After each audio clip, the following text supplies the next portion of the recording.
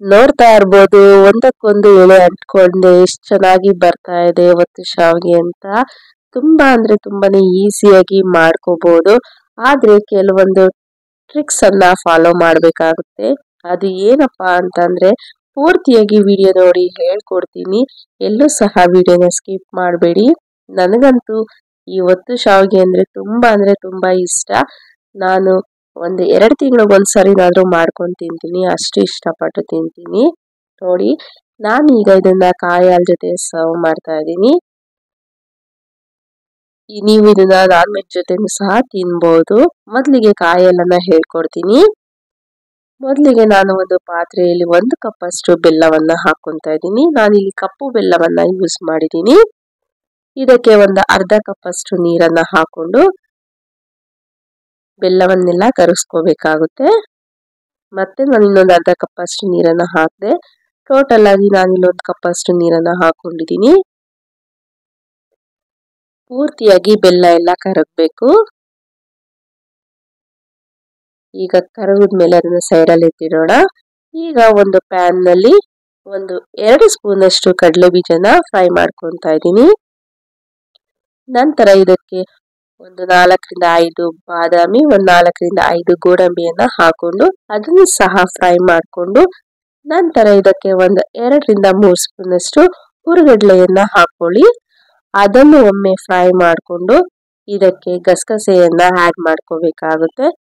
ನಾನಿಲ್ಲಿ 1 ಸ್ಪೂನ್ ಅಷ್ಟು ಗಸಗಸೆಯನ್ನ ಹಾಕೊಂಡಿದ್ದೀನಿ.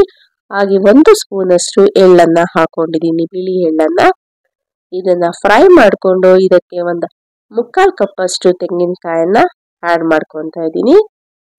ಇದನ್ನು ಫ್ರೈ ಮಾಡಿಕೊಂಡು ತಣ್ಣಗಾಗಕ್ಕೆ ಬಿಡೋಣ. ಅಷ್ಟರಲ್ಲಿ ಮತ್ತೊಂದು ಕಡಾಯಿಯಲ್ಲಿ ನೀರನ್ನ ಆಡ್ ಮಾಡ್ಕೊತಾ ಇದ್ದೀನಿ. ನಾನಿಲ್ಲಿ 2.5 ಕಪ್ ಅಷ್ಟು ನೀರನ್ನ ಹಾಕೊತಾ ಇದ್ದೀನಿ. ನೀವು ಎಷ್ಟು ಕ್ವಾಂಟಿಟಿ ಬೇಕೋ ಅಷ್ಟು ಕ್ವಾಂಟಿಟಿಯಲ್ಲಿ ನೀರನ್ನ ಆಡ್ ಮಾಡ್ಕೊಂಡು ಮಾಡ್ಕೋಬಹುದು. ನಂತರ ಇದಕ್ಕೆ ಸ್ವಲ್ಪ ಉಪ್ಪನ್ನ ಹಾಕೊತಾ ಇದ್ದೀನಿ. ಹಾಗೆ ಮೇಲೆ ಒಂದು 2 ಸ್ಪೂನ್ ಅಷ್ಟು ಎಣ್ಣೆಯನ್ನು ಹಾಕಿ ನೀರು ಬಾಯ್ಲ್ ಹಾಕಬೇಕು. ಅಲ್ಲಿವರೆಗೂ ನಾವು ಕುದಿಸ್ಕೋಬೇಕಾಗುತ್ತೆ.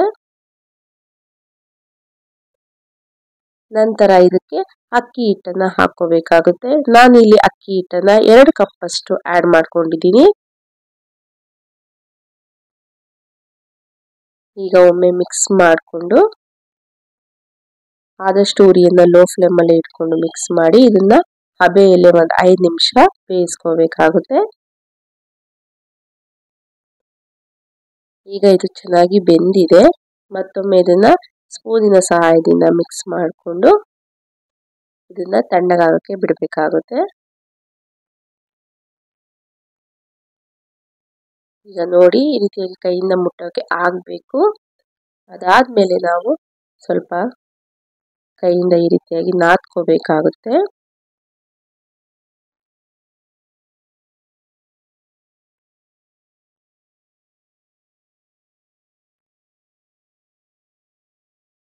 ಈಗ ಇದನ್ನ ಚಿಕ್ಕದಾಗಿ ಸಿಲಿಂಡ್ರಿಕಲ್ ಶೇಪ್ ಅಲ್ಲಿ ಮಾಡ್ಕೊಳ್ಳಿ.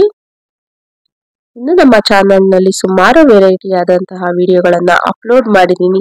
ಅವುಗಳನ್ನು ನೋಡಿ ನಮಗೆ ಸಪೋರ್ಟ್ ಮಾಡಿ.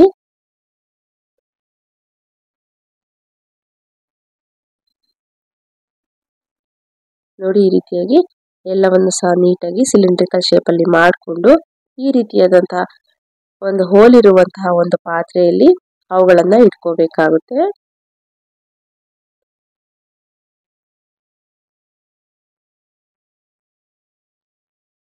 ಈಗ ಒಂದು ಕಡಾಯಿಯಲ್ಲಿ ನೀರನ್ನ ಕುದಿಯೋದಕ್ಕೆ ಇಟ್ಟಿದೆ.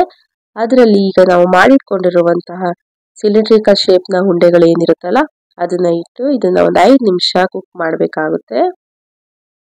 ಅಷ್ಟರಲ್ಲಿ ನಾವು ಆಗ್ಲೇ ಫ್ರೈ ಮಾಡ್ಕೊಂಡಿರುವಂತಹ ಕೊಬ್ಬರಿ, ಕಡಲೆ ಬೀಜ, ಕಡಲೆ ಎಲ್ಲ ತಣ್ಣಗಾಗಿದೆ.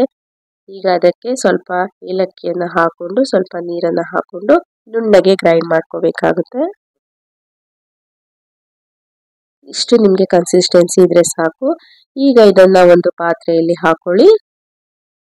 ನಂತರ ಈಗಾಗಲೇ ನಾವು ಬೆಲ್ಲವನ್ನ ಕಾಯಿಸಿಟ್ಟಿದ್ವಲ್ಲ, ಸೊ ಅದನ್ನು ಸಹ ಇದರಲ್ಲಿ ಹಾಕೋಬೇಕಾಗುತ್ತೆ, ಬೆಲ್ಲದ ಪಾಕವನ್ನ. ಯಾಕೆಂದ್ರೆ ಬೆಲ್ಲದಲ್ಲಿ ಕಸ ಕಡ್ಡಿ ಏನಾದ್ರೂ ಇರುತ್ತೆ. ಸೊ ಹಾಗಾಗಿ ನಾನು ಈ ರೀತಿಯಾಗಿ ಶೋಧಿಸ್ಬಿಟ್ಟು ಹಾಕೊಂತೀನಿ. ಈಗ ಎರಡನ್ನು ಒಮ್ಮೆ ಮಿಕ್ಸ್ ಮಾಡ್ಕೊಳ್ಳಿ. ಮತ್ತೆ ಇದಕ್ಕೆ ನೀರನ್ನ ಆಡ್ ಮಾಡ್ಕೊಳ್ಳಿ ಕನ್ಸಿಸ್ಟೆನ್ಸಿಯನ್ನ ನೋಡಿಕೊಂಡು. ಇಷ್ಟು ನಿಮಗೆ ಗಟ್ಟಿ ಇದ್ರೆ ಸಾಕು. ನೀವು ಬೇಕಾದ್ರೆ ಇದನ್ನ ಹಾಗೇನೆ ಸಹ ಕುಡಿದು ಬಿಡ್ಬೋದು, ಅಷ್ಟು ಚೆನ್ನಾಗಿರುತ್ತೆ. ನೀವು ಇದನ್ನ ಒಮ್ಮೆ ಬಿಸಿ ಮಾಡ್ಕೋಬಹುದು, ಇಲ್ಲ ನೀವು ಹಾಗೆ ಸರ್ವ್ ಮಾಡ್ತೀರಾ ಅಂದ್ರೆ ಸಹ ಆಗ್ಲೇನೆ ಸರ್ವ್ ಮಾಡ್ಬೋದು. ಒಮ್ಮೆ ಇದನ್ನ ಬಿಸಿ ಮಾಡಿ ಈ ರೀತಿಯಾಗಿ ಎತ್ತಿಟ್ಕೊಳ್ಳಿ.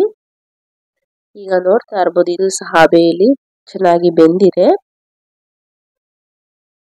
ಈಗ ಇದನ್ನ ಪಕ್ಕಕ್ಕೆ ಎತ್ತಿಟ್ಕೊಂಡು ಆ ಸಿಲಿಂಡ್ರಿಕಲ್ ಶೇಪ್ ಏನಿರುತ್ತಲ್ಲ ಅದನ್ನ ಈ ರೀತಿಯಾಗಿ ಒಂದು ಮೋಲ್ಡ್ ಅಲ್ಲಿ ಹಾಕಿ ಶಾವಿಗೆ ಒತ್ತುವಂತಹ ಒಂದು ಬಿಲ್ಲೆಯನ್ನ ಹಾಕ್ಬಿಟ್ಟು ಈ ರೀತಿಯಾಗಿ ಒತ್ಕೋಬೇಕಾಗುತ್ತೆ. ನೋಡ್ತಾ ಇರ್ಬೋದು ಎಷ್ಟು ಚೆನ್ನಾಗಿ ಬರ್ತಾ ಇದೆ ಅಂತ. ಬಿಸಿ ಇದ್ದಾಗಲೇ ಮಾಡ್ಬಿಟ್ರೆ ನಿಮ್ಗೆ ಅಷ್ಟು ಶ್ರಮ ಅನ್ಸೋದಿಲ್ಲ. ಎಲ್ಲವನ್ನು ಸಹ ಅದೇ ರೀತಿಯಾಗಿನೇ ಮಾಡ್ಕೊತಾ ಇದ್ದೀನಿ. ಒಂದೂ ಸಹ ಒಂದಕ್ಕೊಂದು ಸ್ಟಿಕ್ ಆಗ್ತಾ ಇಲ್ಲ, ಬಿಡಿ ಬಿಡಿಯಾಗಿ ತುಂಬಾ ಅಂದ್ರೆ ತುಂಬಾನೇ ಚೆನ್ನಾಗಿ ಬರ್ತಾ ಇದ್ವು. ನೋಡಿ ಎಷ್ಟು ಚೆನ್ನಾಗಿ ಬಂದಿದೆ ಅಂತ. ಇದೇ ರೀತಿಯಾಗಿ ನಾನು ಎಲ್ಲವನ್ನು ಮಾಡಿಟ್ಕೊಂಡಿದ್ದೀನಿ. ನಮ್ಮ ಮನೆಯಲ್ಲಿ ಎಲ್ಲರಿಗೂ ಈ ಶಾವಿಗೆ ಮತ್ತು ಶಾವಿಗೆ ತುಂಬಾನೇ ಇಷ್ಟಪಟ್ಟು ತಿಂತೀವಿ.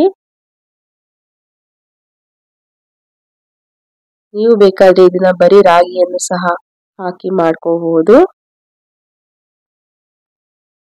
ಮತ್ತೆ ಇದು ತಣ್ಣಗಾದ್ಮೇಲೆ ನೀವು ಮಿಕ್ಕಿದ್ರೆ ಇದನ್ನ ನೀವು ಶಾವಿಗೆ ಫ್ರೈ ತರ ಮಾಡ್ಕೊಂಡು ತಿನ್ಬಹುದು.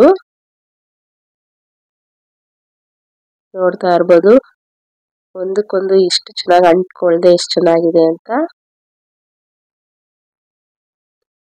ನಾನೀಗ ಇದನ್ನ ಒಂದು ಪ್ಲೇಟ್ ನಲ್ಲಿ ಹಾಕಿ ಕಾಯಲ್ಲನ್ನ ಹಾಕಿ ಸರ್ವ್ ಮಾಡ್ತಾ ಇದ್ದೀನಿ.